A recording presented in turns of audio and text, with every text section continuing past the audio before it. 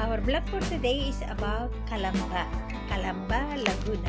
Nandito po tayo ngayon sa bayan ng Calamba sa poblasyon, dito sa Calamba, Laguna. At ang ating topic ngayon ay tungkol dito sa simbahan na malapit dito sa mismong ancestral house ni na Dr. Jose Rizal. At ang natatanaw niyo po ngayon, ito po yung bahay ni Dr. Jose Rizal. Tara, ikot po tayo muna dito sa St. John the Baptist Parish. Ito po yung simbahan dito sa tabi ng bahay ni Dr. Jose Rizal. Makita nyo, may kalapati pang naglalakad at ambahin.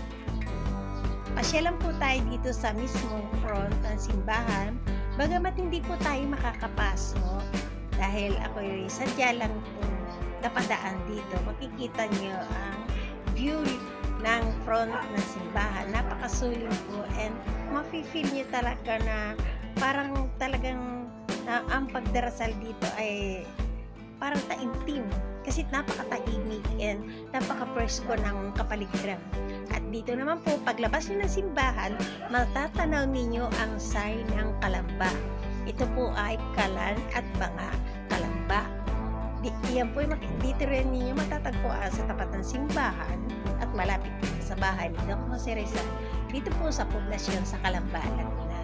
At ito naman po, tatawid lang tayo ng kabilang street. Nandito na tayo ngayon, naglalakad tayo sa kalsada mismo dito sa tapat ng bahay ni Dr. Jose Rizal.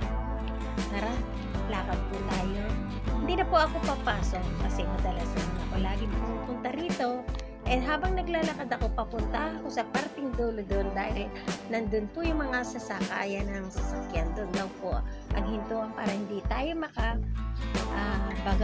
sagabal sa traffic. Bigyan ko lang kayo ng update habang naglalakad. Videohan natin itong bahay ni Dr. Jose Rizal para makita nyo rin naman po. Dito lang po ito sa bayan ng Calamba, Laguna. At ito na po, papunta na po tayo doon sa malapit sa mismo